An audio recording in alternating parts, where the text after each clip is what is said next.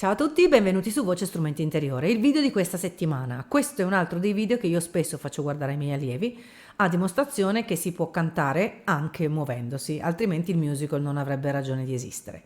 Quindi oggi ci guarderemo insieme, analizzeremo i nostri fermi immagine per la fisiologia del canto, il video di Beyoncé che canta Love on Top al New Year's Eve 2012, comunque era al Grammy Awards. Ce lo guardiamo insieme, andiamo.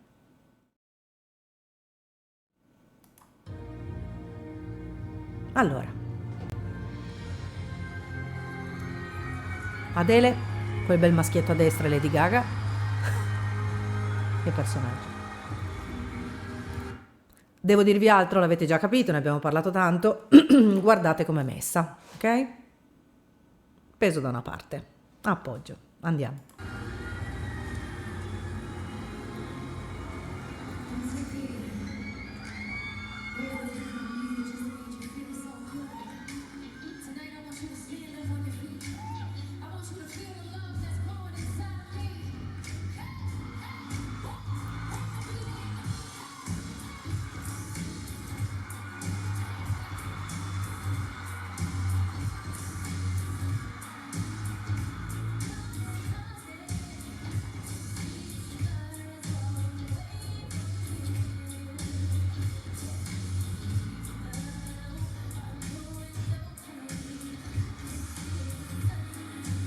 Ok, se vedete è inquadrata ovviamente a mezzo busto, ma vedete che sotto sta accadendo qualcosa, quindi la parte sotto è completamente svitata e in movimento.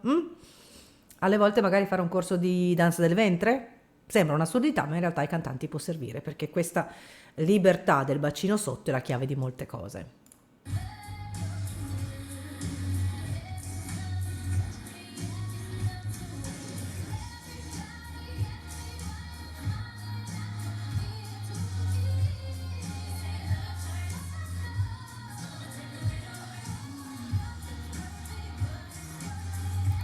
Ok, si muove a tempo, chiaramente, non è accettabile non andare a tempo nel canto, ma in America dove il canto è sempre associato alle coreografie, quindi ai movimenti del corpo, il muoversi a tempo dà anche dinamiche vocali e piccoli accenti mentre interpretiamo e quindi è di vitale importanza che il coreografo lavori a stretto contatto col vocal coach.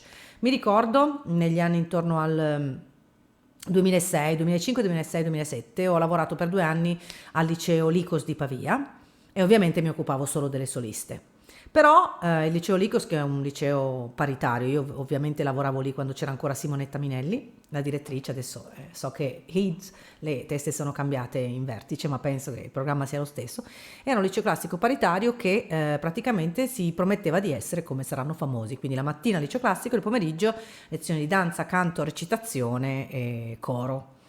Io ero un'insegnante per le soliste e mi ricordo che all'epoca, in quegli anni, 2005, 2006, 2007, quando io ho insegnato lì e ho quindi avuto le mie soliste da seguire, ci lavorava, adesso qua aiutatemi, voi lo saprete sicuramente meglio di me, c'era un gruppo di coreografi a Mediaset, Brian e Garrison, uno dei due è finito ad Amici, penso Garrison, e lì c'era Brian, l'altro, e mi ricordo che si stava lavorando in aula magna sopra, nel sottotetto, nella grande palestra, per preparare le coreografie per il saggio di Natale. E io ho avuto la grande fortuna di poter veder lavorare Brian a contatto con ragazzi che ballavano e cantavano simultaneamente. Quindi come vocal coach mi è stato di grandissimo aiuto vedere come un coreografo americano tiene in grandissima considerazione la fase di canto in cui si trova il cantante al momento di fare un passo o fare un movimento. Chiaramente questi sono Beyoncé è una ballerina, una cantante, quindi saprà già lei quali sono i movimenti su cui strutturare la propria coreografia, ma sappiate che un bravo coreografo sa che quel movimento il cantante lo può fare perché è funzionale al canto e io ho imparato moltissime cose dal vedere questo messo in pratica in ragazzi che dovevano cantare e ballare. Qui siamo di fronte proprio a una Beyoncé che fa dei movimenti di un certo tipo e come vedete qualunque passo di questa coreografia rispetta sempre la regola dell'indipendenza, perché altrimenti il cantante, se non fa una coreografia che rispetta l'indipendenza, rischia problemi alla voce. Andiamo avanti. Vedete? Questo continuo muovere della parte sotto e marcare il tempo. Procediamo. Put me first. Passo, passo, passo. Però quando il piede è giù. Put me first. Perché se voi cercate di fare put mentre saltate, mentre siete in fase di risalita, voi vi ingolate, perché andate in sostegno.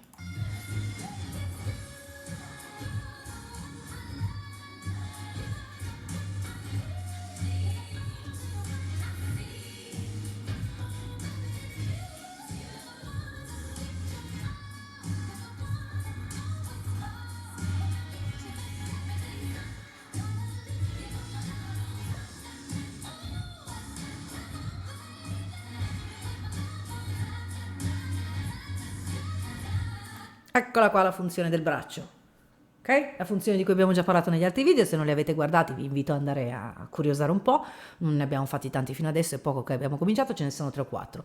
L'utilizzo del braccio.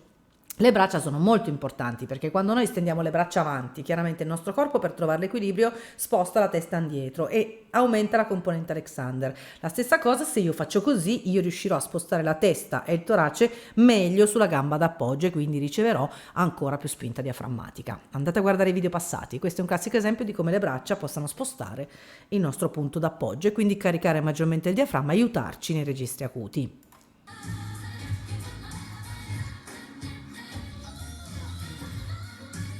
E vi invito anche a guardare come lei in qualunque movimento che fa ha un torace estremamente composto, un arresto costale sempre molto ben gestito.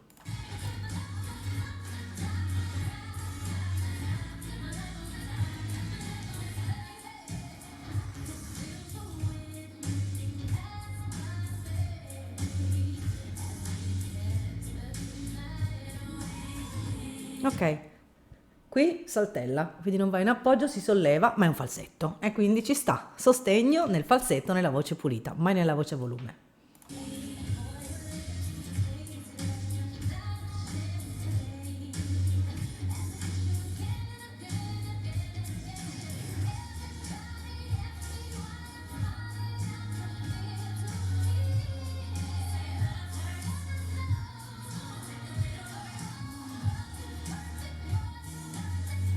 C'è stato un brevissimo momento, non so se l'avete colto, in cui invece era ferma sotto con le gambe e ha cominciato a muovere la parte sopra.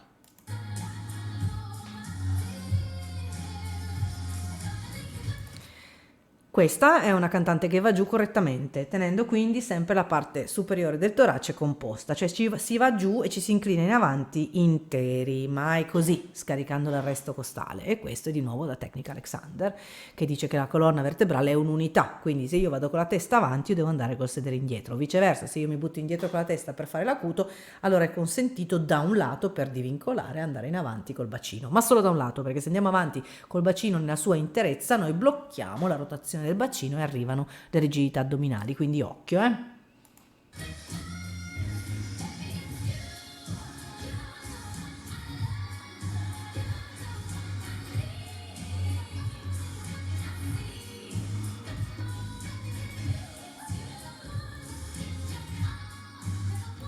Oh! Acuto, un bel colpo da una parte.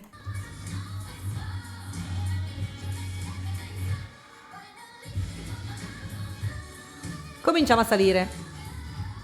Sale la tonalità, sempre più su.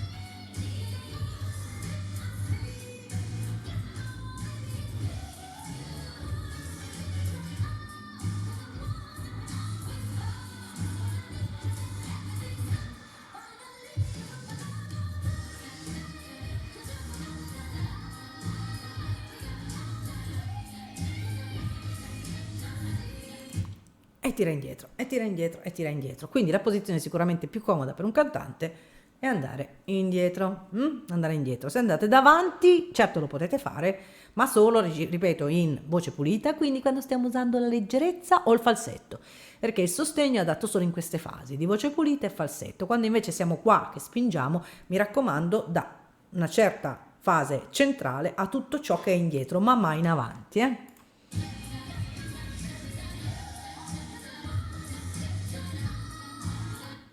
Ok, qui va giù tantissimo chiaramente, secondo me ce la faceva anche scendendo di meno, però questo vi dimostra come piegare le gambe, quel caro sano istinto che avevamo tutti da bambini, guarda quando piego le ginocchia la voce fa così, ecco, il cantante è uno che è conscio di cosa accade quando si piegano le ginocchia, più si piegano le ginocchia e più il diaframma viene teso, disteso e quindi più ci dà una risposta di volume. Anzi, questi giochi che sembrano a volte tanto buffi, io mi ricordo che prendevano in giro Jurman quando faceva ruotare le braccia avanti, e a volte possono prendere in giro alcuni insegnanti di canto quando ti dicono: ti ricordi quando eri piccino che praticamente facevi questo, e piegando le ginocchia, quando piegavi le ginocchia sentivi che la voce saliva su. Esatto, quindi queste sono cose banali ma che ci riportano un po' in contatto con quello che è il nostro istinto del canto, che abbiamo praticamente fin da piccini, e dovremmo rispolverarlo.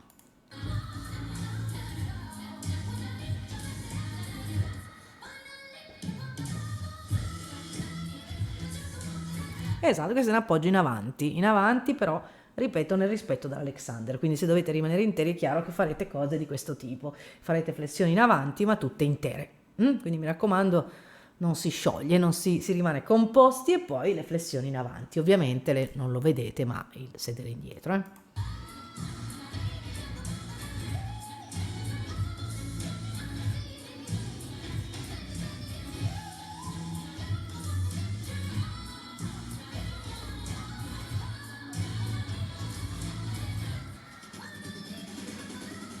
Ancora più su. E come vedete, più sale la tonalità, più aumenta la componente di lavoro fisico. E quindi torniamo di nuovo a bomba in quella che è un po' la mia filosofia. Va bene lavorare di laringe, ma bisogna sempre fare 50 e 50. 50 tecniche laringe e 50 lavoro fisico. Quando la canzone è molto alta, perché caricare la laringe? Continuate a rispettare questo 50 e 50, quindi voglio dire, aumentate il lavoro fisico, i movimenti che potete fare che rispondono all'aria, e la laringe poi si adegua, insomma diciamo 60-40, però mai solo uno e mai solo l'altro. In questo caso il registro della canzone viene a tonalità, sale, si alza di semitono, semitono, semitono, si continua a salire, come vedete quello che lei fa fisicamente è sempre di più. Alla faccia di chi dice che si canta da fermi. Ecco, diciamo che questo del cantare da fermi è il classico identikit, è una sorta di codice che vi serve a capire con chi avete a che fare, con che insegnante di canto avete a che fare. Se il vostro insegnante di canto ti dice gambe leggermente, piedi leggermente distanti, gamba tesa, glutei stretti, e ti fa cantare da fermo, non è un insegnante di canto moderno, perché lì il canto moderno viene dal musical, viene dal voicecraft, che poi è il metodo originario americano, è un po' come dire che la lirica da noi, che è patrimonio, in America è patrimonio il voicecraft. Quindi il vostro insegnante che metodo usa? È un insegnante veramente di canto moderno? È un insegnante di canto lirico tradizionale? Sappiate che se vi dice gamba tesa, piedi leggermente separati, gamba tesa e gluteo, non è un insegnante di canto moderno, questo è poco ma sicuro. Anzi, se il vostro insegnante invece vi fa camminare, marciare, muovervi, cantare mentre vi muovete, avete la certezza al contrario che sia un insegnante di canto moderno. Occhio, eh!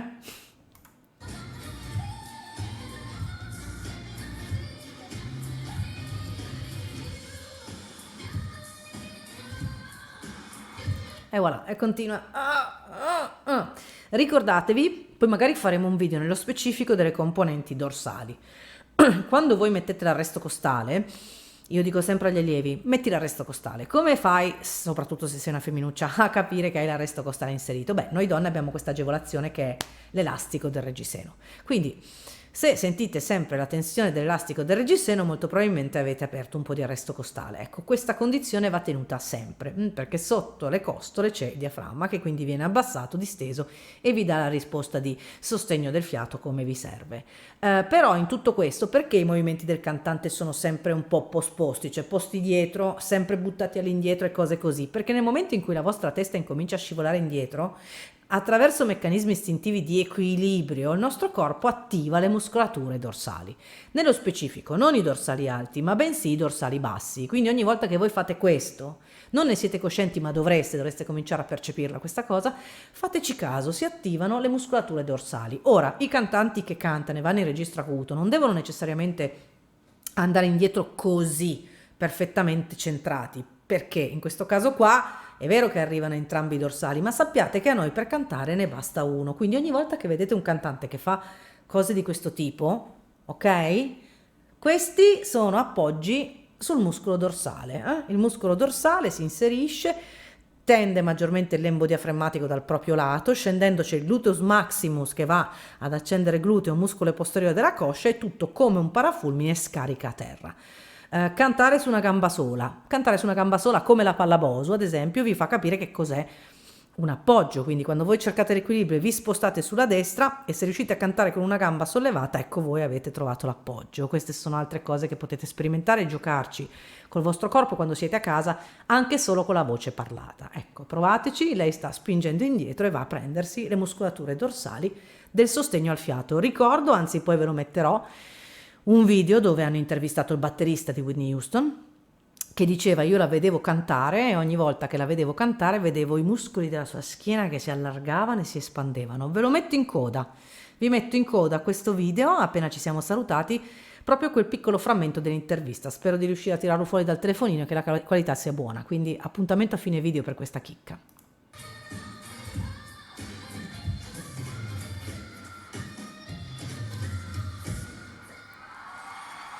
Mano su sull'acuto. Di nuovo, ok, scivoliamo indietro, prendiamo i dorsali e cadiamo a parafulmine sulle muscolature posteriori. E sorpresa, era anche incinta. Ecco, questo personalmente mi allibisce perché dopo il quinto mese di gravidanza il diaframma è decisamente bloccato, quindi lei è veramente un prodigio, anche solo per la sua fisiologia, perché con una pancetta già così evidente significa quinto mese, cantare così, insomma, è veramente un prodigio, è bravissima, quindi non a caso in America quando viene fuori una grande voce c'è sempre un grandissimo motivo.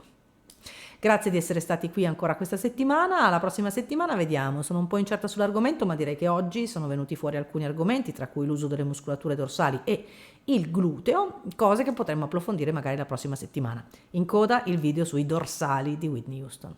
Ciao a tutti, grazie di essere stati con me, ci vediamo la prossima settimana, ciao!